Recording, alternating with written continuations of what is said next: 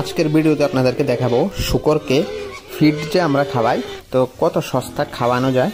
তো এখানে একটা ফার্মার কাছে এলাম, যে আর ভিডিওটা গতকালকে আপনারা দেখেছেন, বাচ্চাও বিক্রি করবে উনি অনেকগুলা। তো তাদের ফার্মে আজকে উনি ফিড এখন শুকরকে দেওয়ার জন্য রেডি করছে। তো এখানে কি কি উপাদানগুলো মিক্সড করেন উনি শুকরকে দেওয়ার জন্য। তো এখানে আছে আটাটা আপনারা যদি ড্যামেজ আটা কিছু পান তাহলে সস্তায় পাওয়া যায়। তো উনি মোটামুটি ড্যামেজ আটাটা ইউজ করেন, কম দামে পাওয়া যায়। বস্তা 500-700 টাকা করে কেজি, 50 কেজি বস্তা। কুড়া, পোলট্রি ফিড কিছু অল্প পরিমাণ, যে বাচ্চাগুলা প্রোটিন বেশি দরকার, শুধু বাচ্চাগুলোকে প্রোটিন বেশি করে দেওয়ার জন্য পোলট্রি ফিডটা কিছু ব্যবহার করা হয়।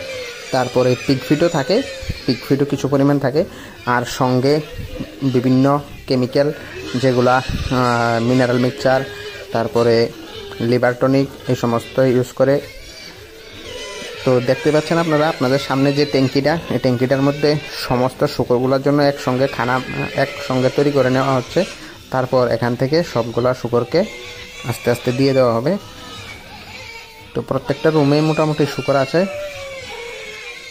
আর শুকরের খাদ্যও নেই, আগে খরচ বেশি হতো। তো উনি বিভিন্ন ট্রেনিং করেছেন, আমার সঙ্গে গিয়ে আসাম থেকেও ট্রেনিং করে এসেছে এবং ত্রিপুরাতেও 1-2টা ট্রেনিং করেছে।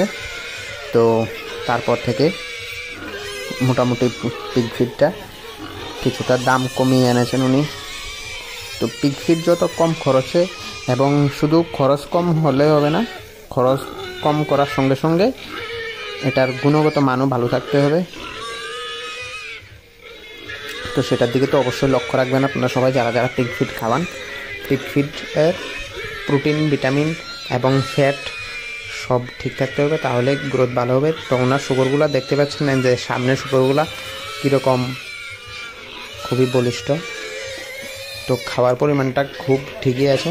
তো শুকরগুলোকে দেখুন এখন খাওয়ান দিয়ে দিচ্ছে।